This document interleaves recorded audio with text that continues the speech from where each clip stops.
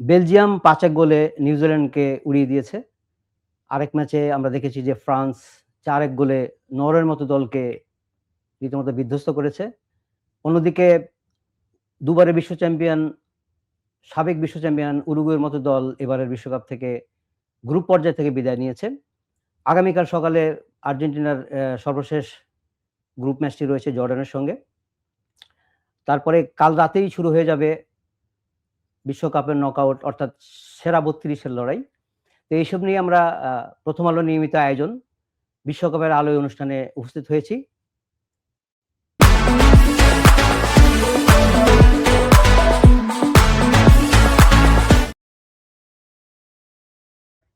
আর সেই আলোচনায় আমাদের সঙ্গে আজকে আছেন অতি পরিচিত বাংলাদেশের ফুটবলের যার নাম বিশেষ করে নতুন করে বলার কিছু নেই, জাহিদ হাসান এমিলি। এমিলি রয়েছেন আমাদের সঙ্গে আজকের আলোচনা অনুষ্ঠানে। জাহিদ, স্বাগতম। ধন্যবাদ মাসুদ ভাই।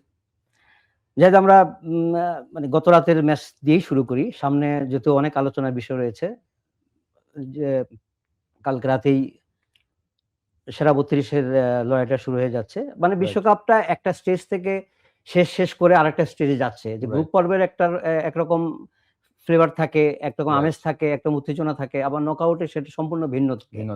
তো আমরা আশা করি ট্রানজিশন পিরিয়ডে, যেমন ম্যাচে যেমন একটা ট্রানজিশন পিরিয়ড থাকে, কত দ্রুত সুইচ ওভার করতে পারে টিমগুলা।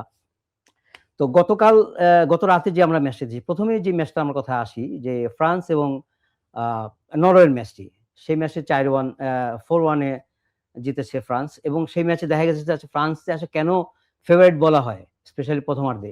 তো এই ম্যাচে আমরা আরেকটা জিনিস দেখেছি যে নরওয়ে দল তাদের পুরো 11ই অলমোস্ট 10 জন খেলোয়াড় চেঞ্জ করেছে। এটা কেন মনে হলো? না, ধন্যবাদ মাসুদ ভাই, আপনাকে আবারও প্রথম আলোকে ধন্যবাদ। একটা ব্যাপার যদি দেখেন, এই ম্যাচের আগে আসলে ইন্টেনশনটা যদি দেখেন কোচের, নরওয়ের কোচের, সে বলে দিয়েছে যে এই ম্যাচটা আসলে আমার কাছে তেমন কোনো গুরুত্ব নাই। হ্যাঁ, তার যে প্রেস কনফারেন্সে সে স্টেটমেন্ট দিয়েছে সেখানে সে বলেছে যে এই ম্যাচে গুরুত্ব কম, because they already qualified for round of 32। So এখন হলো যে রাউন্ড অফ 32 কিন্তু আপনার একটা ম্যাচ, মানে একটা ম্যাচ বলতে মানে আপনি ম্যাচ হারলে কিন্তু আপনি বিদায় নিতে হবে।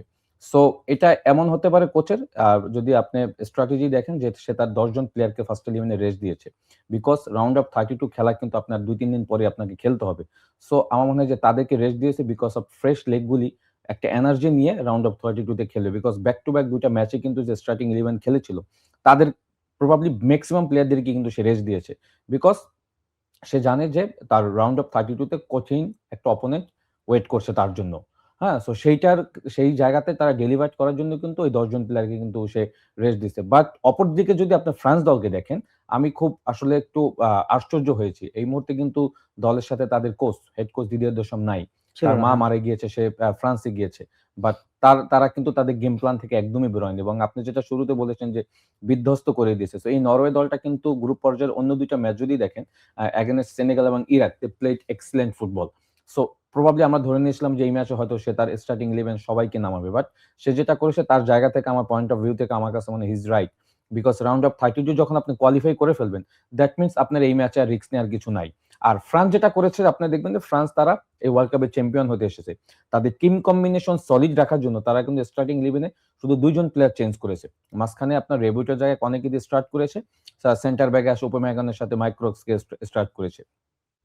সো ইভেনচুয়ালি খেলা যদি দেখেন, ফ্রান্স একমাত্র দল আমার কাছে মনে হয় মাসুদ ভাই, টু বি অনেস্ট, এই ওয়ার্ল্ড কাপে কনসিস্টেন্সি দেখাচ্ছে একমাত্র France. Even free and frequently আপনার ম্যাচ বাই ম্যাচ তারা পারফর্ম করছে, এবং ওসমান ডেম্বেলে একটা দুর্দান্ত হ্যাট্রিক ছিল। হ্যাঁ, যেটা আমার কাছে মনে হয় যে ফ্রান্স দলকে, আমার কাছে মনে হয় যে আসলে সামনের দিকে রাউন্ড অফ 32, রাউন্ড অফ 16-এ ফ্রান্সের সম্মুখীন যারা হবে তারা কিন্তু খুব বিপদে পড়তে হবে, স্পেশালি অ্যাটাকিং থার্ডে যে তাদের প্লেয়ার রয়েছে, লাইক ডিজিয়ার ডোয়ে, অলিসি, তারপর হলো আপনার কিলিয়ান এমবাপ্পে, এই চারজনকে কিভাবে আসলে সামলাবে আই ডোন্ট নো। সো সেই জায়গা থেকে তাদের ইন্টেনশন ইজ ভেরি ক্লিয়ার। তারা দেখেছে যে রাউন্ড অফ 32 তে এই গ্রুপ পর্যায়ে থেকে তো ডেফিনেটলি একটা স্ট্রং অপোনেন্ট আপনার জন্য ওয়েট করছে। তো সেই কারণে একটা রিহার্সাল ম্যাচ হয়তো তারা নরওয়ের সাথে খেলছে, এবং তারা কিন্তু স্টার্টিং 11-এর থেকে কিন্তু বেশি প্লেয়ার তারা অদল বদল করেনি, এবং সেই রিহার্সালটা আমার কাছে মনে হয় খুব ভালোভাবে তারা করে ফেলেছে। কিন্তু একটা জিনিস আমার কাছে যেটা একটু আমি ব্যক্তিগতভাবে একটু সারপ্রাইজ হয়েছি, যে যদিও এই ম্যাচের ওই অর্থে তাদের নরওয়ে তার খেলোয়াড়দেরকে রেস্ট দিতে চেয়েছে, কিন্তু 10 জন তারপরে 10 জন, না এটা নরমালি কোচদের তো দেখা যায় যে 3 জন বা 4 জন বা 5 জন হয়তো রাইট। বা এভাবে রেস্ট দিতে পারে। বাট 10 জন তো এটা আনএক্সপেক্টেড ব্যাপার একদম পুরা। না ওই যেটা বললাম, আপনি যেহেতু রাউন্ড অফ 32 কনফার্ম করে ফেলছেন, এখন দেখা যায় যে আপনার ফ্রান্স অ্যাজ লাইক টিম যদি দেখেন তাদের সাবস্টিটিউট প্লেয়ার সেম স্টার্টিং 11 এর মতো। হ্যাঁ? হ্যাঁ, সো ওটা মানে আরেকটা 11 হতে পারে। আরেকটা 11 হতে পারে। সো নরওয়ের কোচ যেটা চিন্তা করেছে আমার কাছে মনে হয় যে তাদের কিছু প্লেয়ারকে এই ম্যাচে খেলার সুযোগ করে দিয়েছে। বিকজ ওয়ার্ল্ড কাপ স্টেজে অনেকদিন পর নরওয়ে খেলতে আসছে। হ্যাঁ? 26 তো বছর পরে। সবারই তো আসলে খেলার একটা আগ্রহ থাকে। সো যেহেতু তাদের সুযোগ আসছে, তারা ২ টা ম্যাচ জিতে অলরেডি কোয়ালিফাই করে ফেলেছে রাউন্ড অফ 32। সো ওই প্লেয়ারদেরকে হয়তো সেকেন্ড মানে আপনার রাউন্ড অফ 32 তে এই সাবস্টিটিউট প্লেয়ারদেরকে হয়তো কোনো সময় লাগতে পারে। হ্যাঁ? বিকজ ওইটা কিন্তু ১২০ মিনিটের খেলা আপনি রাইট, জানেন। রাইট। হ্যাঁ? বিকজ 90 মিনিটস পরে কিন্তু আরো 30 মিনিটস আপনার খেলতে হতে পারে। সো এই প্লেয়ারদেরকে আমার মনে হয় সে রেডি করে ফেলছে। হ্যাঁ? কারণ হঠাৎ করে যদি ওই ধরনের হাই ইনটেন্সি সেটা তো হবেই, সেটা তো হবেই, হবেই, আপনাকে কিন্তু obviously লাগবে। হবেই। হুম। হ্যাঁ? সো ওই ১১ জনের বাইরেও কিন্তু আপনাকে এই প্লেয়ারদেরকে রেডি রাখতে হবে। সো আমার মনে হয় সে ওই জায়গাটা ফোকাস করেছে যে আমি এই প্লেয়ারদেরকে এই ম্যাচটা দিয়ে রেডি করে ফেলি এগেইনস্ট ফ্রান্স। তারা ওই রাউন্ড অফ 32 তে গিয়ে যখন আমার বিকজ আপনি জানেন যে করোনার পরে কিন্তু কোভিড এর পরে কিন্তু ৫ জন প্লেয়ার সাবস্টিটিউট করা যায়। ইভেনচুয়ালি এক্সট্রা টাইমে গিয়ে আরো একজন আপনি করতে পারবেন। সো ৬ জন প্লেয়ার যেহেতু আপনি চেঞ্জ করতে পারবেন। সো ১০ জন প্লেয়ারকে সে রেডি রাখছে ফর আমার কাছে মনে হয় যে রাউন্ড অফ কিন্তু 32 একটা জন্য। অতৃপ্ত তো থেকেই গেছে যে সবাই মানে ফুটবল কিলিয়ান প্রেমীরা এমবাপ্পে স্পেশালি যেটা রাইট। আশা করছিল যে এমবাপ্পে বনাম হল্যান্ডের একটা লড়াই দেখবে। কিন্তু শেষ পর্যন্ত দেখা গেল যে না সেই এইটা লড়াইটা মানে রাইট। আমার নিজেরও একটা আগ্রহ ছিল যে না দুজন আমরা খেলা সবাই তো ওইটার ডুয়েল আগ্রহ দেখার। ছিলাম। রাইট। কিন্তু সেটাতে একটু ডিসঅ্যাপয়েন্টেড ছিল হয়তো। না দর্শক যারা আসছে তারা স্পেশালি স্টেডিয়ামে যারা খেলা দেখছে, তাদের তো আসলে মেইন এই টিকিটটা কাটার অন্যতম কারণ ছিল এই দুজনের, হ্যাঁ, কিলিয়ান এমবাপ্পে ভার্সাস দুজনে আর্লিং হাল্যান্ডের খেলা দুজনে দেখবে। ফর্মে ছিল। ইভেনচুয়ালি তারা দুজনই ফর্মে রয়েছে। সো এটা তো আসলে মানে এটা একটু কোচের সিদ্ধান্তের ব্যাপার। এটা এটা তো আসলে আসলে কোচ। টিম স্ট্র্যাটেজিতে যেটা আসবে সেটাই কোচ করবে। তো না, প্রবাবলি আমার এই ম্যাচ দেখার পরে কি আমি যদি ফ্রান্সের পয়েন্ট অফ ভিউ তে আসি, হুম। ফ্রান্সকে তো টুর্নামেন্টের শুরু থেকেই বলা হচ্ছিল যে টপ ফেভারিট এবং অনেকের মতেই যে ফ্রান্সই ১ নম্বর ফেভারিট। হ্যাঁ, অফ কোর্স অনেকের আমার অনেকের। কাছেও ১ নাম্বার সেটা ফেভারিট। আসলে এই ম্যাচে যে ফার্স্ট হাফ যে তারা খেললো, যে রাইট। অ্যাগ্রেসিভ ফুটবল খেললো হ্যাঁ। এবং যেভাবে তারা হাই ইন্টেনসিটি এবং প্রেসিং করে যেভাবে যত দ্রুত হুম। এবং খুব বেশি বিল্ড আপ তারা করেনি। করেনি। মানে কুইক খুব অ্যাটাক একটা গুলি ২টা ফিনিশ ৩টা করছে। পাসের পরে একদম অ্যাটাকিং থার্ডে চলে গেছে। রাইট। মানে এই জিনিসটা যে ফ্রান্স থেকে শেখার আসলে কি আছে? মানে আমাদের ফুটবলাররা যারা দেখে এগুলো, আমাদের টিমগুলো, আমাদের ম্যানেজমেন্ট। না, France have lot of quality play in front line. যদি আপনি দেখেন, আপনি যেটা বলছেন is a good point. তারা কিন্তু আসলে বেশি একটা বিল্ড আপে সময় না, নেয়নি। বেশি বিল্ড আপ করে না সময় কিন্তু। নেই, তারা সময় ২ নেই। ৩ টা পাসেই তারা একদম তারা অ্যাটাকিং থার্ডে চলে গেছে। ইভেনচুয়ালি তারা ওখান লম্বা থেকে চলে গেছে। চলে গেছে এবং ওখান থেকে কুইক ফিনিশ করে ফেলছে। কুইক ফিনিশ করছে। হ্যাঁ। হ্যাঁ, সো কুইক ফিনিশ করাতে যেটা হয় যে অপোনেন্ট আসলে অর্গানাইজ হতে পারে না। হতে পারে না। আপনি অর্গানাইজ যদি ছিলও না কেউ। হ্যাঁ, ডিফেন্সে হয়তো ফাঁক ছিল অনেক। ইভেনচুয়ালি যদি ওসমান ডেম্বেলের গোলগুলি দেখেন, হুম। এক রকম হচ্ছে but right. Quick, very quick. Very quick. হ্যাঁ, যেটা অপোনেন্ট ট্র্যাক করতে পারেনি। সো এটা শেখার তো আসলে এখান থেকে অনেক কিছুই আছে।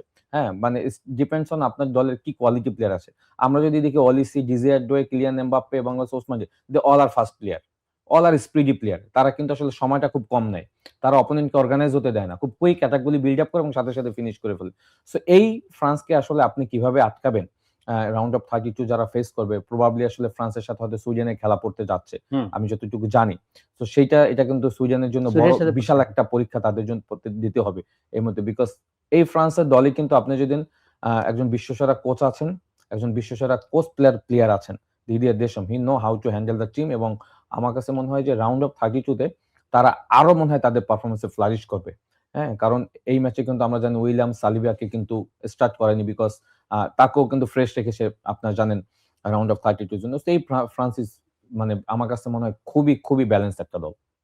এবং আমা আমি আমি আমি আমার কাছে যেটা লেগেছে যে ব্রাজিল এবং ইতালি সরি আর্জেন্টিনার মতো দলগুলা যেভাবে বিল্ড আপ সময় নিয়ে খেলে। রাইট, টাইম আর নেয় এরা না। এত দ্রুত খেলে এবং এত দ্রুত অ্যাটাকে যায় যেটা আসলে অপোনেন্টের জন্য বোঝা মুশকিল হয়ে যায় পুরোটাই। এই ওয়ার্ল্ড কাপে যদি আপনি যেটা বলছেন ওই পয়েন্টের জায়গায় ২ টা দল আমার কাছে মনে হচ্ছে যে খুব ২ টা না ৩ টা দল খুব কুইক সময়ের ভিতরে অ্যাটাক বিল্ড হ্যাঁ। আপ করে এবং তারা ফিনিশ করে। এখন আপনি ফ্রান্সের কথা বলছেন, ইউএসএ সেম। ইউএসএ দেখবেন যে খুব কুইক বিল্ড আপ করে কুইক ফিনিশ করে। At the same time Japan দেখবেন যে জাপান হ্যাঁ। দলটা আসলে তেমন কোনো সময় নেয় না। ৪-৫ সেকেন্ডের ভিতরে তারা অ্যাটাকে গিয়ে সেটা যেভাবে হোক ফিনিশ করার চেষ্টা করে। সো এই দলগুলির এগেইনস্ট এ যারা আসলে অপোনেন্ট থাকবে তাদের আসলে ডিফিকাল্ট অর্গানাইজ করা ডিফেন্সিভ ট্রানজিশন এর সময়। সো হোপফুলি দেখা যাক আসলে রাউন্ড অফ 32 তো একটা ম্যাচ। সবাই কিন্তু আসলে ক্যালকুলেটিভ করে আসবে, অপোনেন্টকে রিড করে আসবে। ইভেনচুয়ালি যারা একটু তুলনামূলক দুর্বল দল তারা তো এখানে কিন্তু অনেক ক্যালকুলেশন করবে। তারা চেষ্টা করবে ম্যাচটাকে 90 মিনিটসে নিয়ে যেতে। তারপর এক্সট্রা টাইমে গিয়ে যদি তারা একটা ধাক্কা দিতে পারে। সো এখানে রাউন্ড অফ 32 আমার কাছে মনে হয় খুব ইন্টারেস্টিং ম্যাচ হবে। আমি শুরুতে যেটা বলছিলাম যে বেলজিয়ামের কথা। বেলজিয়াম তো রাইট। ইভেনচুয়ালি 5-1 করলো নিউজিল্যান্ডের সঙ্গে। বেলজিয়াম তো আসলে ওই অর্থে টপ ফেভারিটদের তালিকা পড়ে না, কিন্তু সবসময় তাদেরকে একটা ক্যালকুলেশনে রাখতে হয়। বেলজিয়াম তো আসলে তাদের প্রাইম টাইমের যদি সময়টা দেখি 2018 যখন রবার্তো মার্টিনেজ কোচ ছিল, আমরা ধরে নিয়েছিলাম যে ওই স্কোয়াডের ডেপথ এত স্ট্রং ছিল, আমরা ধরে নিয়েছিলাম যে এই বেলজিয়াম দলটা হয়তো চ্যাম্পিয়ন হবে। অনেক ডেপথ ছিল, খুব স্ট্রং ছিল। আপনি যদি বলেন রোমেরো লুকাকু, কেভিন জি ব্রুয়েনা, ওখানে কিন্তু অনেক প্লেয়ার এই দলের স্কোয়াড এখন নাই। সো এই বেলজিয়াম যদি প্রথম দুইটা ম্যাচ দেখেন এগেনস্ট ইরান এবং আপনার হলো তারা খেলেছে ইরানের সাথে এবং ইজিপ্টের সাথে, হ্যাঁ সেখানে কিন্তু তারা ভালো পারফর্ম করতে পারেনি। সো এই ওয়ার্ল্ড কাপে আমার মনে হচ্ছে যে ইরান এবং ইজিপ্টের সাথে যে পারফরমেন্স করেছে, ওই পাশে যদি উরুগুয়ের টিমটার অবস্থা দেখেন সেম, আমার কাছে মনে হচ্ছে যে আমি উরুগুয়ের আলোচনাটা আসবো পরে। আমি জাস্ট একটা কম্পারিজন দিলাম এই কারণে, কারণ উরুগুয়ে এবং বেলজিয়ামের দলটার squad almost same depth. So Uruguay পারেনি, বাট বেলজিয়াম যেটা হচ্ছে থার্ড ম্যাচে এসে তারা নিউজিল্যান্ডের সাথে তাদের গেম প্ল্যানটা এত সুন্দর এক্সিকিউট করেছে, স্পেশালি ট্রোসার্ডের কথা বলতে হয়। হ্যাঁ, ট্রোসার্ড আমার কাছে মনে হয় আর্সেনালে একটা দুর্দান্ত সিজন কাটিয়েছে। আসলে খেলা মোমেন্টামটা পুরাই শুরুটাই কিন্তু সে করেছে, চেঞ্জ করে দিয়েছে। সো একজন দুজন প্লেয়ারকে কিন্তু এক্সট্রা পারফর্ম করতে হয় মাসুদ ভাই, জানেন ওয়ার্ল্ড কাপ স্টেজে আপনি যদি ফ্রান্সে যেদিন এমবাপ্পে খেলে সেদিন আসলে আর কাউকে পারফর্ম করতে হয় না, যেদিন ওসমান ডেম্বেলে খেলে সেদিন আর কাউকে খেলে দিল। So Belgium have lot of talent player, আমরা জানি কেভিন ডি ব্রুয়েনা রয়েছে, ডকুর মতো প্লেয়ার রয়েছে, রোমেরো লুকাকু উপরে নেমেছে, সে নেমেও কিন্তু গোল করেছে। সো এই দলটা আমার কাছে মনে হয় যে তারা যেভাবে টিমের স্ট্রেংথ আছে, এই প্লেয়াররা পারফর্ম করলে কিন্তু অপোনেন্ট যারাই থাকুক না কেন it's very difficult to win against Belgium. আচ্ছা, আমরা খুব দ্রুত আরেকটা ম্যাচে চলে যাই। আমরা উরুগুয়ে নিয়ে আলোচনা করতে পারি। উরুগুয়ের দুবারের বিশ্ব চ্যাম্পিয়ন উরুগুয়ে এবার এত সহজ একটা গ্রুপ পড়লো, সহজই বলা যায়। হ্যাঁ, অফ কোর্স ছিল। স্পেনের পর আমরা উরুগুয়ে ধরেছিলাম রাউন্ড অফ 32 ছিল, কিন্তু তারা রাউন্ড অফ 32 তে যেতে পারলো না। যেতে পারেনি, এবং আপনি যদি তারা দুটো ম্যাচ ড্র করলো আর শেষ ম্যাচটা তারা হারলো। এবং আপনি যদি দেখেন তারা ড্র করেছে কেপ ভার্দের সাথে, তারা ড্র করেছে সৌদি আরবের সাথে। মানে এটা তো চিন্তাই করা যায় না। হ্যাঁ, সো উরুগুয়ের ব্যাপারটা হলো উরুগুয়ে টিমের ভিতরে কিন্তু আসলে একটা বড় প্রবলেম রয়েছে অফ দ্য ফিল্ড। মার্সেলো ভিয়েলসার সাথে কিন্তু উরুগুয়ের প্লেয়ারদের একটা বড় দ্বন্দ্ব দেখছিলাম এই ম্যাচের আগে তাদের ক্যাপ্টেন সহ তিনজনকে নিয়ে তারা মিডিয়াতে কিন্তু এটা আসছে মাসুদ ভাই। এবং আমি জানি আপনি সাংবাদিকতায় ফুটবল অনেক রিপোর্ট আপনি করেছেন আমাদের ফুটবলে বা বিশ্ব ফুটবলে। আপনি একটা জিনিস সবসময় জানেন যে প্লেয়ার এবং কোচের দ্বন্দ্ব যে দলটাতে থাকবে, ওই দলটা আসলে সাকসেসের মুখ দেখা ইজ ভেরি ডিফিকাল্ট। এবং প্রথম দুইটা ম্যাচে তারা যা হারানো হারিয়ে ফেলেছে। এগেইনস্ট স্পেনের ম্যাচে যদি আমরা আসি, দেয়ার প্লেইং স্টাইলটা আমার কাছে মনে হচ্ছে খুব ভালোভাবে শুরুটা করেছে। হ্যাঁ, আপনি যদি দেখেন এগেইনস্ট, বাট মুসলেরা যে এই ধরনের ম্যাচে এই ধরনের মিস্টেক গোলকিপার, হ্যাঁ এটা কনসিডার করতেই পারবেন না। হ্যাঁ, বিকজ আপনি যদি দেখেন ভেনা যে শুটটা করেছে কোন ইন্টেন্স ছিল না, তেমন পাওয়ার ছিল না, সে বলটা গ্রিপ করতে গিয়ে তার হাত ফসকে গোল হয়ে গিয়েছে। সো এই ম্যাচে এই ধরনের মিস্টেক আপনি কখনই এটা রিকভার করতে পারেন। দ্যাট মিন্স আপনি যদি স্পেনের মতো দলের সাথে এক গোলে পিছিয়ে যান, আপনাকে 2 গোল দিতে হবে। এখানে আরেকটা জিনিস বলা হচ্ছে যে গোলকিপারটা কিন্তু 2023 সালে কিন্তু রিটায়ার করছিল, এবং তাকে বিএলসি এসে তাকে আবার ন্যাশনাল টিম ফিরেছে, এবং তাদের যে টপ গোলকিপার তাকে বাদ দিয়ে এর উপরে আস্থা মানে রেখেছেন কোচ। প্লাস আরেকটা জিনিস আমরা দেখছিলাম যে তাদের ইন্টারনাল সমস্যা, কোচের সঙ্গে দ্বন্দ্ব, এবং কোচ নাকি ওভারলোড বেশি দিচ্ছে, এই ধরনের একটা অভিযোগ শোনা গেছে প্লেয়ারদের কাছ থেকে। এটা হচ্ছে যে এটা আসলে কি এটা হয়? এটা হয়েছে যে ম্যাচ যে -2 -1 একটা কথা আছে এখন। -2 হলো লাইক আপনার ম্যাচের 2 দিন আগে কি ট্রেনিং সেশন করবেন, -1 এ আপনি কি ট্রেনিং সেশন করবেন, মানে ম্যাচের একদিন আগে। আমরা জানি ম্যাচের একদিন আগে ট্রেনিং সেশন থাকে 50 মিনিট বা 45 মিনিট। -2 তে একটু হাই ইন্টেন্সিটি ট্রেনিং থাকে। সো -2 যে ট্রেনিং সেশনটা ছিল ওইখানে ভিএলসি একটু বেশি ইন্টেন্সিটি নিয়ে লোড আপ করেছে, যেটা প্লেয়াররা আসলে করতে চাচ্ছিল না। প্লেয়াররা বলছে এটা করে আমরা মাঠের ভিতরে আসলে এভাবে অ্যাডাপ্ট করতে পারছি না। ফরমেশন প্লাস ওই ট্রেনিং সেশন নিয়ে কিন্তু ভিএলসির সাথে প্লেয়ারদের একটা দ্বন্দ্ব ছিল, এবং এটা of the field on the field এটা কিন্তু তাদের একটা বড় ইম্প্যাক্ট করেছে মাঠে ফুটবলে। এবং স্পেশালি ফিদে ভালভার্দের কথা যদি বলেন, দেখেন ফিদে ভালভার্দে তাদের মেইন প্লেয়ার, তাকে 55 মিনিটের সময় সাব করে দিয়েছে। সাব করার পর তার যদি দেখেন অ্যাটিটিউড, হ্যাঁ সে কিন্তু রাগান্বিত ছিল। এবং ফিদে ভালভার্দে যদি রিয়াল মাদ্রিদের আপনি এই সিজনেও দেখেন চৌমেনির সাথে তার ড্রেসিং রুমে মারামারি, মাথা ফাটিয়ে ফেলা, সো এইসব জিনিসগুলো এখন ইকুয়েশনগুলো আসছে because of discipline is main fact. আপনার টিমের আপনি যদি টিম শেপ ডিসিপ্লিন যদি না থাকে তখন কিন্তু আপনি অপোনেন্টের সাথে আরেকটা জিনিস এমিলি যে উরুগুয়ের সেই টিম তো এখন নেই। যে ডিয়েগো ফোরলান যখন ছিল 2010, লুইস সুয়ারেজ, এডিনসন কাভানি, হ্যাঁ তারপর লুইস সুয়ারেজ, কাভানি, এই ধরনের মানে ওই উরুগুয়ের ফুটবলে তো একটা প্রতিভার ঘাটতিও আছে, এটাও সত্য কথা। প্রতিভার ঘাটতি থাকলেও বাট এই গ্রুপটা থেকে উরুগুয়ে আপনার নেক্সট রাউন্ডে যাবে এইটা আমি বিলিভ করি না। কারণ কেপ ভার্দে আপনার এই গ্রুপ থেকে রাউন্ড অফ 32 তে গেছে রানার আপ হয়ে, আর উরুগুয়ে ভাবা যায় না, এটা ভাবা যায় না। বিশ্বকাপের আগে তো কেউ ভাবতে পারে ভাবা যায় না। সো সেই পয়েন্ট অফ ভিউ থেকে মাসুদ ভাই দলের স্ট্রেংথ যাই থাকুক না কেন, এই উরুগুয়ে রাউন্ড অফ 32 তে যাবে না স্পেনের সাথে সেকেন্ড হয়ে, এটা আমি বিশ্বাস করি এটা না। আসলে মেনেও নেওয়া যায় না, এটা মেনে নাও। সো এটা মেইন কারণ হলো এই যে দেখেন কেপ ভার্দে সৌদি আরবের সাথে আপনি ড্র করে ফেলছেন, দ্যাট মিন্স আপনার মাঠের বাইরে কোচের সাথে যে দ্বন্দ্বটা, এটা কিন্তু আলটিমেটলি সবার সামনে আসছে। এই দ্বন্দ্বের কারণেই কিন্তু মাঠের পারফরম্যান্সে বিশাল একটা ইম্প্যাক্ট পড়েছে। আচ্ছা, আমরা যদি সামনে আগে আমরা মানে কেপ ভার্দের কথা বারবারই আসছিল। কেপ ভার্দের সাথে তো আর্জেন্টিনার ম্যাচ রাউন্ড অফ 32 তে। তো কি মানে কেপ ভার্দে গ্রুপ পর্যায়ে প্রথম যেদিন স্পেনের সাথে তারা ড্র করলো, সেটা হয়তো অনেকে ভাবছে যে হয়তো খুব লো ব্লক করে খেলে খুব আটকে দিয়েছে, বা এটা অনেক টিমের ইন্টেনশন থাকে যে ঠিক আছে। পরের দুটো ম্যাচও তারা মানে উরুগুয়েকে 2-2 গোলে ড্র করলো। উরুগুয়ে আগে গোল করে শেষ পর্যন্ত ড্র ছিল ম্যাচ 2-2, আর লাস্ট ম্যাচে তারা সৌদি আরবের সাথে 0-0 মানে 3টা ম্যাচই তারা ড্র করলো এবং 3 পয়েন্ট নিয়ে তারা অবিশ্বাস্যভাবে গ্রুপ রানার আপ হয়ে গিয়েছে। গ্রুপ রানার্স আপ হিসেবে এখন মানে সামনে আরেকটা পরীক্ষা তাদের। আর্জেন্টিনার মতো বিশ্ব চ্যাম্পিয়ন দল মেসি, মানে এই কেপ ভার্দের এই স্বপ্নযাত্রা কি হবে, কি মনে হচ্ছে? না, কেপ ভার্দে যা অ্যাচিভ করার তার থেকে বেশি অ্যাচিভ করে ফেলেছে, টু বি অনেস্ট। কারণ তারা এই ওয়ার্ল্ড কাপে আসছে, তাদের 2 লাখ মানুষও নাই তাদের দেশে। হ্যাঁ, 5.5 লাখ। হ্যাঁ, তো সেখান থেকে কিন্তু তারা কিন্তু আসলে তাদের প্রাইডের জায়গা হলো যে তারা ওয়ার্ল্ড কাপে পার্টিসিপেট করছে। এর থেকে বড় অ্যাচিভমেন্ট আর তাদের কি হতে পারে? এত ছোট একটা দেশ, এত ছোট মানুষের দেশ। সো মেইন ফ্যাক্ট হলো তারা কনফিডেন্টটা বিল্ড আপ করে ফেলছে কিন্তু প্রথম ম্যাচেই এগেইনস্ট স্পেন। তারা যখন দেখেছে যে স্পেনের মতো বিশ্বসেরা দলকে তারা আটকে দিয়েছে লো ডিফেন্ডিং করে এবং ক্যালকুলেটিভ ফুটবল খেলে, তারপরে কিন্তু তারা একটা টোন সেট করেছে যে এই গ্রুপ থেকে আমরা দেখি রাউন্ড অফ 32 তে যেতে পারি কিনা। এরপরে যদি উরুগুয়ের ম্যাচটা দেখেন, তারা কিন্তু উরুগুয়ের সাথে 2-2 গোলে ড্র করেছে। এটা ভাবাই যায় না। গোল করেছিল তারা এবং প্রথম গোল করেছে আপনার কেপ ভার্দে। সো এখান থেকেই বোঝা যায় যে আসলে তারা কিন্তু একটা পরবর্তী সময় একটা পরিকল্পনা করেছে যে এখান থেকে তারা রাউন্ড অফ 32 তে যেতে পারে কিনা, এবং লাস্ট ম্যাচ তারা সৌদি আরবের সাথে ড্র করেছে। তো এই ম্যাচের আগে আমি বলেছিলাম যে সৌদি আরব হয়তো ম্যাচটা জিততে পারে, বিকজ কেপ ভার্দে তো আসলে নতুন এক্সপেরিয়েন্স একটা দল। তারা প্রথম বিশ্বকাপ খেলতে আসছে, সৌদি আরব এক্সপেরিয়েন্স, লাস্ট ওয়ার্ল্ড কাপে আর্জেন্টিনাকে হারিয়েছে। তারপরে এই ম্যাচেও কিন্তু কেপ ভার্দে খুব ভালো খেলেছে। সো কেপ ভার্দে থেকে সবাই হয়তো ধরে নিয়েছিল এগেইনস্ট স্পেন এই ম্যাচের পরে যে তারা হয়তো ফ্লুকে ম্যাচটা ড্র করেছে, but they have the quality. তারা কিন্তু ওই কোয়ালিটিটা পরে শো করেছে ব্যাক টু ব্যাক 2টা ম্যাচ উরুগুয়ে এবং সৌদি আরবে। সো আপনার মেইন ফ্যাক্ট হলো যে আপনি যদি ক্যালকুলেটিভ ফুটবল খেলতে পারেন এগেইনস্ট অপোনেন্টের টিম স্ট্রেংথের উপর বিবেচনা করে, আপনি যে কোনো রেজাল্ট আপনি করতে পারেন।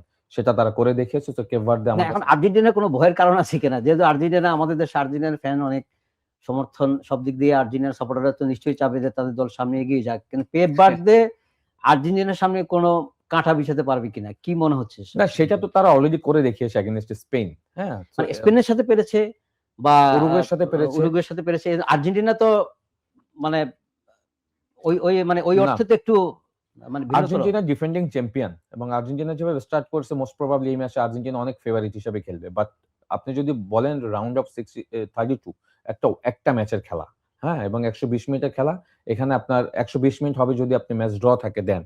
সো এখানে কিন্তু অনেক কিছু হবে, এবং কেপ ভার্দে তো ডেফিনেটলি বিশাল একটা আপনার পরিকল্পনা করে কিন্তু এই ম্যাচে নামবে।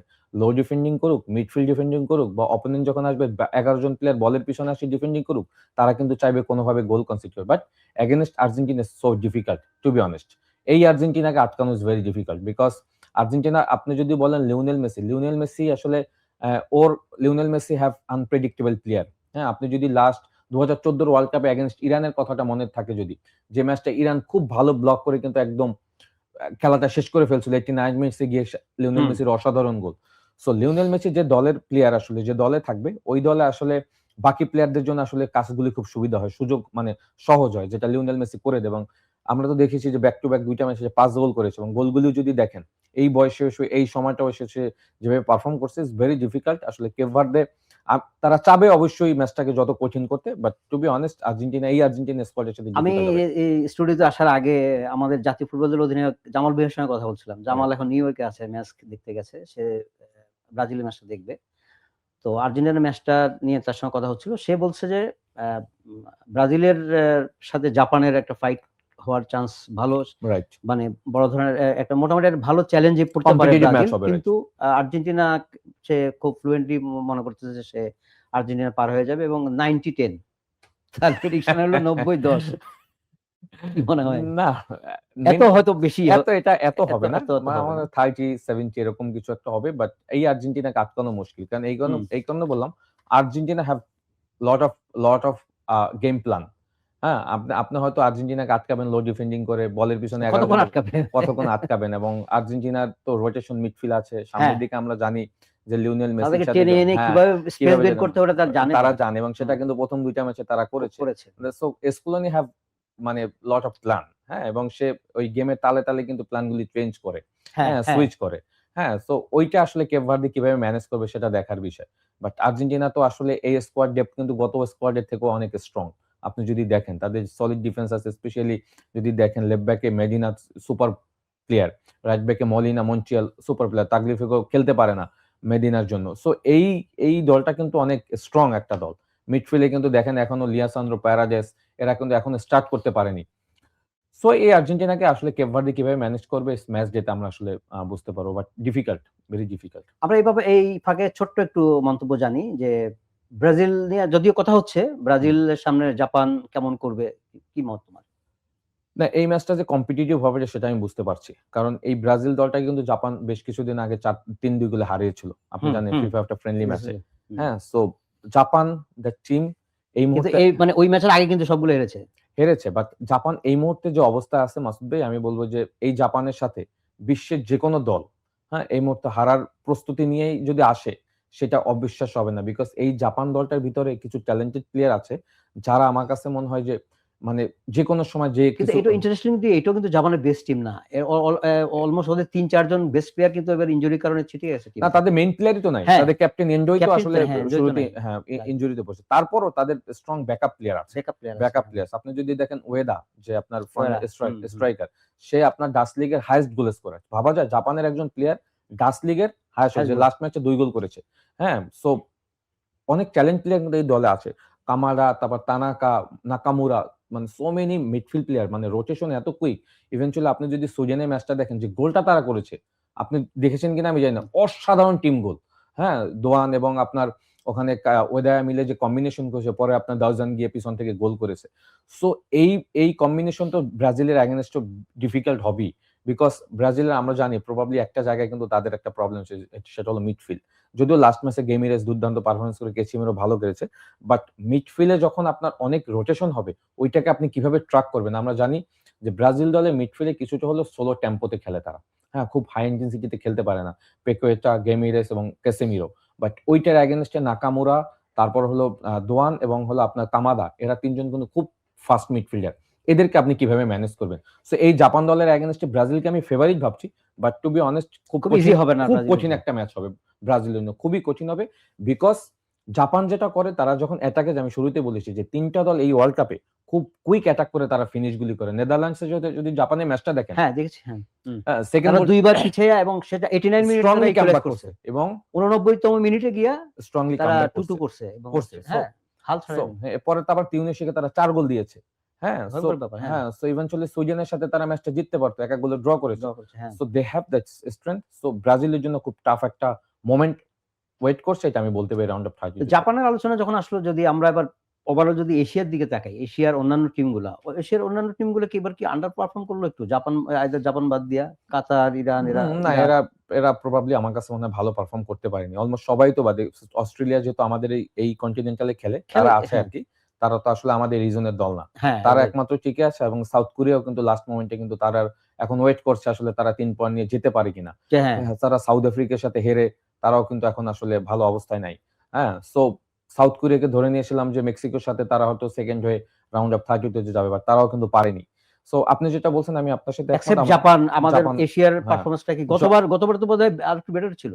বেটার ছিল, মানে রাইট। আমাদের সাউথ আ কোরিয়া তো গত ওয়ার্ল্ড কাপে সৌদি ছিল আরব তো। হ্যাঁ, মানে সৌদি আর্জেন্টিনাকে হারাইয়া ওয়ার্ল্ড কাপ শুরু করছিল রাইট। গতবার। এবং একটা আমাদের তো ২ বড় টা ধরনের আলোচনায় ছিল। ছিল। হুম, এবং আমাদের ২ টা নতুন দল জর্ডান এবং উজবেকিস্তান, তারা হুম। ১ম বারের মতো ওয়ার্ল্ড কাপে গিয়েছে। আমার কাছে মনে হচ্ছে কিন্তু তারাও ভালো পারফর্ম করতে পারে। পারফর্ম করতে উজবেকিস্তান পারেন। তো উজ হ্যাঁ, পর্তুগালের সাথে হ্যাঁ, এক মানে রং উড়েই গেল। পাত্তাই পায়নি, এবং পাত্তাই আজকে পায়নি। তাদের একটা ম্যাচ আছে।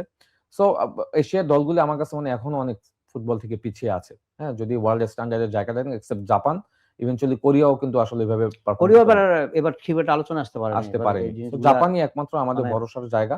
এখন যদি ব্রাজিলের সাথে যদি তারা ভালো কিছু করে দেখাতে পারে।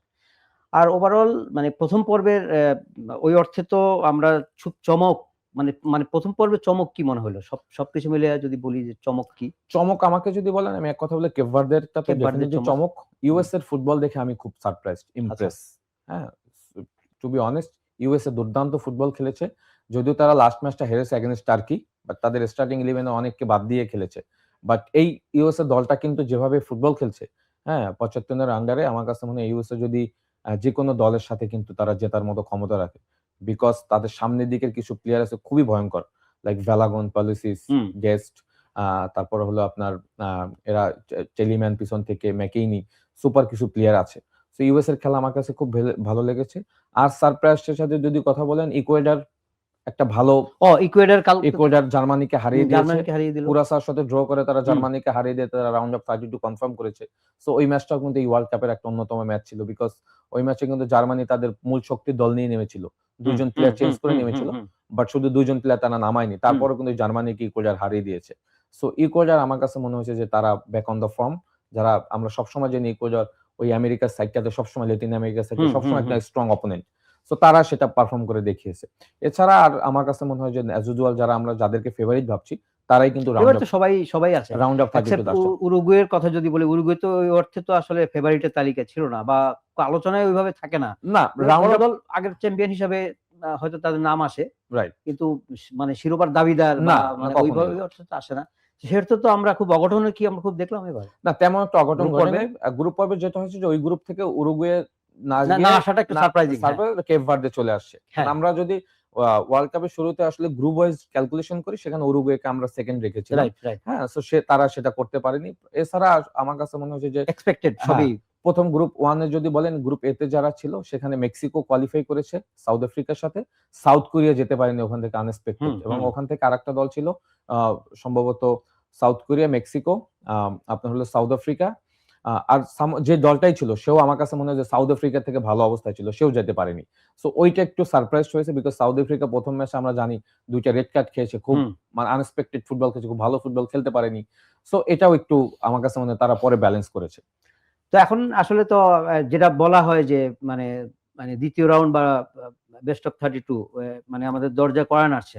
রাইট। আগামীকালকে আজকেও কিছু ইম্পর্টেন্ট কানাডা ম্যাচ এবং আছে। সাউথ আফ্রিকার ম্যাচ দিয়ে শুরু হচ্ছে এবং হবে। শুরু হয়ে যাচ্ছে। মানে রাইট। এটা খুব মানে তো আমরা আসলে এই মানে দ্বিতীয় পর্বে যে নকআউটের যে উত্তেজনা, এখানে তো হারলেই বিদায়। রাইট। তো এই জায়গাটায় এসে কেমন লড়াই হতে পারে? সামনের যে ম্যাচগুলা অলরেডি অনেকগুলা লাইন আপ হয়ে গেছে রাইট। এবং আজকের মধ্যে কয়েকটা ম্যাচ রয়েছে।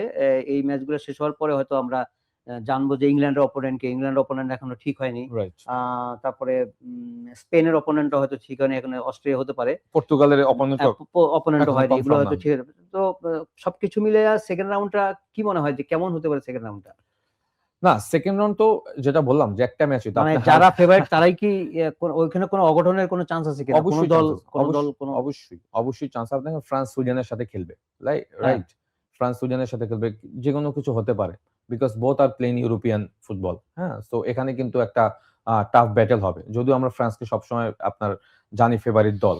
বাট অন ডে তে আসলে তো পারফর্ম করতে বলা হবে। যায় না। বলা যায় না। সুইডেন তো অতীতে অনেকগুলো ভালো ম্যাচ খেলেছে। অনেক ভালো তাদের রেকর্ড রয়েছে। মানে হ্যাঁ? হয়তো ধারাবাহিকতা ছিল না। রাইট। সো প্রবাবলি আসলে এই ধরনের রাউন্ড অফ মানে নকআউট স্টেজে যেকোনো কিছু হয়ে যেতে পারে। সো অন ডে তে আসলে যারা পারফর্ম করবে তারা তো ডেফিনিটলি রাউন্ড অফ 16 এ যাবে। সো এখানে কিন্তু অনেক ক্যালকুলেটিভ ফুটবল খেলতে হবে। হ্যাঁ? অনেক বিকজ এখানে যারা একটু আন্ডারডগ থাকবে তারা এক প্যাটার্নে ফুটবল খেলবে, যারা ফেভারিট থাকবে তাদের এক রকমের গেম প্ল্যান থাকবে।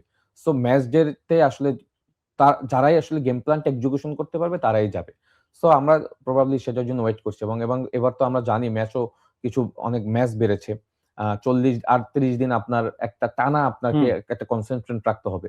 যেটা আগের ওয়ার্ল্ড কাপে 28 দিন ছিল না। হ্যাঁ। এত ছিল না। সো এই 40 দিনের মতো একটা লম্বা সময় ধরে আপনি কনসেন্ট্রেট রাখা, ৮ টা ম্যাচে মানে মনোযোগী হয়ে খেলা।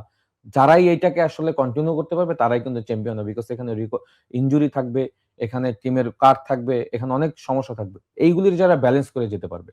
এমনি আমরা অঘটনের কথা দিয়ে আমরা মাঝখানে অঘটনের শব্দটা এনেছিলাম আমাদের আলোচনায়। রাইট। তো অঘটন তো আসলে যেকোনো মানে বড় আসরের একটা পার্ট থাকে, অনেক সময় থাকে। এটা এক ধরনের সৌন্দর্য। অঘটন যদি ঘটে হয়তো টুর্নামেন্টে হয়তো আরো অনেক জমে উঠে। রাইট। তো এরকম তুমি কোনো অঘটনের হতে পারে বা মানে আমি বলছি না যে ব্রাজিল তো নিশ্চয়ই ফেভারিট। জাপান কি অঘটনের মানে স্বপ্ন দেখতে পারে? সেটা আমি কিন্তু আপনার সাথে ডিসকাস করি যে এই জাপান যদি ব্রাজিলকে হারায়, হ্যাঁ, সেটা কিন্তু সারপ্রাইজড হবে না। Because Japan have that strength. হ্যাঁ, বিকজ তারা নেদারল্যান্ডসের মতো দলের সাথে, নেদারল্যান্ডস তো এই ওয়ার্ল্ড কাপের অন্যতম একটা ফেভারিট দল। তাদের সাথে ২ গোলে পিছিয়ে থেকেও ২ 2 গোলে গোলে ড্র করেছে। ড্র করেছে এবং ওই শেষের দিকে গিয়ে আরো প্রেশার দিয়েছে। ওইটাই তাদের টার্নিং পয়েন্ট ওই ম্যাচটাই। Turning point. ওই ম্যাচটা যদি হেরে যেত তাহলে তো আর হয়তো না, চান্স খুব মানে রাইট, কমে যেত অনেক। রাইট। ইভেনচুয়ালি তারা সুইডেনের সাথেও আগে লিড নিয়ে পরে গোল কনসিড করে ম্যাচ ড্র করেছে। সো এই জাপান কিন্তু ব্রাজিলকে হারানোর মতো তাদের দল রয়েছে। হ্যাঁ, তারা কিন্তু তাদের ম্যাচ উইনিং অনেক প্লেয়ার আছে। তাদের ডিফেন্স অনেক সলিড। তারা যেটা করে যে আপনার অ্যাটাক ফিনিশ করার সাথে, সাথে ডিফেন্ডিং ট্রানজিশনের সময় এত কুইক সবাই সবাই খুব নেমে দুই। আসতে পারে। হ্যাঁ। ইভেনচুয়ালি তাদের বল ডিস্ট্রিবিউশন যখন তারা আসলে মানে বিল্ড আপ করে কুইক বল ডিস্ট্রিবিউশন, এইটা আসলে ব্রাজিল কিভাবে ম্যানেজ করবে? যদিও আমরা জানি ব্রাজিলের আসলে থার্ড ম্যাচ যেটা তারা স্কটল্যান্ডের সাথে খেলেছে, ফ্যান্টাস্টিক ফুটবল খেলেছে টু বি অনেস্ট। হ্যাঁ, অনেকদিন পর ব্রাজিলকে মনে হয়েছে যে একটা ভালো ফুটবল ম্যাচ খেলেছে। এটার অন্যতম মানে লাস্ট ম্যাচটা স্কটল্যান্ডের সাথে, যদি যেটা স্কটল্যান্ডের সাথে। ৩-০ গোলে জিতেছে এবং সেখানে কিন্তু আমি বলব যে কার্লো আনচেলত্তি বিশাল একটা পরিবর্তন আনছে তাদের গেম প্ল্যানে। যেটা স্পেশালি ২ ফুল ব্যাক নিয়ে কিন্তু ব্রাজিল দল একটা বড় কনসার্ন ছিল। এদিকে দানিলো, এদিকে Douglas Santos. Douglas Santos. Douglas Santos দুর্দান্ত খেলেছে এবং সে দানিলো ওভারল্যাপ করেছে প্রচুর। হ্যাঁ। প্রচুর ওভারল্যাপ করছে, রাইট। এটা কিন্তু একটা এই লাস্ট আগের ২ টা ম্যাচে কিন্তু ছিল সেটা না, করতে প্রথম ছিল ম্যাচটা না। স্পেশালি ছিল না। ছিল না। হ্যাঁ। সো ইভেনচুয়ালি রায়ানকে সে উপরে দিয়েছে বিকজ অফ হ্যাঁ, ড্যানিলোর রাইট উইংয়ে ছিল। হ্যাঁ। ডিফেন্সিভ ট্রানজিশনে তার কিছু দুর্বলতা রয়েছে। আপনি হুম। দেখবেন যে শেষের দিকে কিন্তু স্কটল্যান্ড যখন একটু প্রেসার দিয়েছিল, রায়ান কিন্তু ড্যানিলোকে সুপার একটা সলিড ডিফেন্সিভ আবার মিসও করছে বক্সের ভিতর থেকে। হ্যাঁ, মিস করেছে বাট যেটা মিসও part of game. Part of game এবং হি ইজ ভেরি ইয়ং। ১৯ বছরের একটা 19 ছেলে। Years old. হ্যাঁ, সো এই জিনিসগুলি কিন্তু খুব ভালো ম্যানেজ করেছে ব্রাজিল। সো এইটাও কিন্তু জাপানের জন্য কনসার্নের জায়গা। আমরা জাপানকে তো এই ম্যাচে আন্ডারডগ হিসেবে রাখবো। বাট জাপান এই ম্যাচটা কিন্তু কোনোভাবেই তারা হালকাভাবে নিবে না, বরং জাপানের কিছু স্ট্রেংথ এর জায়গা ব্রাজিল থেকেও ভালো। ম্যানেজের জায়গা অন দ্য ফিল্ড। তো এইগুলি আবার আপনার ব্রাজিলকে ম্যানেজ করতে হবে। এমনি আমরা শেষ দিকে চলে এসেছি, আমরা আলোচনাটা গুটিয়ে আনবো। জাস্ট শেষ করার আগে আরেকটা জিনিস একটু বলবো যে ইংল্যান্ড, পর্তুগাল, স্পেন এই দলগুলো কি সেকেন্ড রাউন্ডে কি মনে হয় যে এই মানে এদের এদের এদের এদের ভবিষ্যৎ কি?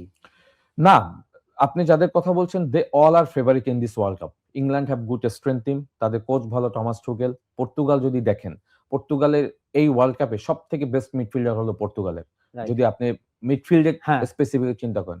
ওদের ক্লাব লেভেলের পারফরম্যান্স দেখে ভিতিনা, ব্রুনো ফার্নান্দেজ, আপনার হলো জোয়াও নেভেস, মানে এত ওয়ার্ল্ডের বেস্ট স্পেশালি মিডফিল্ডার। ভিতিনিয়া তো খুব ভিতিনা তো মানে এই মুহূর্তে মানে বেস্ট নামেও যেরকম ভিতিনিয়া, কাজেও হ্যাঁ, হচ্ছে ভীতিকর প্লেয়ার। ভীতিকর প্লেয়ার। এই মুহূর্তে বেস্ট মিডফিল্ডার আমার দেখা। হ্যাঁ। সো এই ধরনের মিডফিল্ড নিয়েও যদি আপনার তাদেরকে টেনশন করতে হয় এবং যেটা হয় যে মাসুদ ভাই সত্যি কথা, আজকে রাত্রে কলম্বিয়া এবং পর্তুগালের ম্যাচটা আমরা যখন দেখব তখন বুঝতে পারবেন যে এই পর্তুগাল দলটা কতদূর যেতে পারে। টু বি অনেস্ট, তারা আসলে কি করতে পারে। Because against Colombia so energetic team. Luis দিয়াজের মতো প্লেয়ার কিন্তু ওখানে ওয়েট করছে আপনার জন্য। সো আজকের ম্যাচে আপনি আসলে মেইন ফ্যাক্ট বুঝতে পারবেন যে পর্তুগাল দলটা আসলে কি করতে যাচ্ছে। ইংল্যান্ডের কথা বলেন, ইংল্যান্ড ঘানার সাথে ড্র করেছে।